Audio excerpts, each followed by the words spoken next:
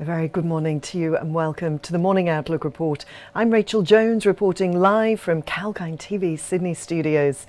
Now, the Australian share market is expected to begin the week on a muted note. According to the latest SPI futures, the ASX 200 may open 41 points or 0.6% lower. At the closing bell on Friday, the S&P ASX 200 was 0.6% higher at 7,120. And over the past week, it closed 1.9% or 131 points higher. The best performing sector on Friday was industrials. They were up 1.2%. The worst performing sector was communication services, down 0.01%. The best performing stock on Friday was Liontown Resources. Their shares closed 6.2% higher at $1.46. The worst performing stock was Seek. Their shares closed 3.8% lower at $28.31. Moving on to some news from this morning now, and fibre cement maker James Hardie are reporting global net sales are up 22% to $900 million for their third quarter. The company raised its annual profit forecast for the fourth time this fiscal year, driven by a massive boom in the housing sector in North America. Now, new home sales in the US make up 70% of the company's revenue, and they rose every month of the December quarter. They're expecting to be robust despite the prospect of potential higher mortgage rates driving up demand for building materials. And the CIMIC Group's UGL has been named by Snowy Hydro as the principal contractor for the construction of a 660 megawatt power generation plant at the Hunter Power Project in Kurri Kurri in New South Wales. The contract will generate revenue to UGL of $185 million over the next 2 years.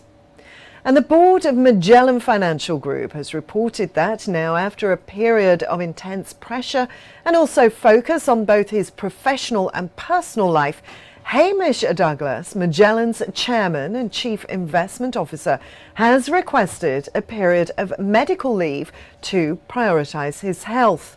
Chris McKay will oversee the portfolio management of Magellan's global equity retail funds and also global equity institutional mandates.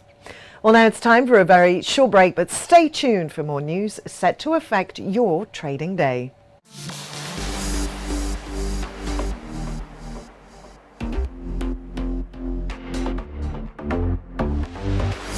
Hi, I'm Sage, and get ready to take the crypto ride with me on Kalkine TV. Watch the crypto buzz every Tuesday and join the excitement at Kalkine TV. From Bitcoins to NFTs to Dogecoin and DeFi, we have updates about everything around these digital currencies. Understand the investing rationale and the risks involved in the space with me, Sage, on Crypto Buzz. Keep watching Kalkine TV.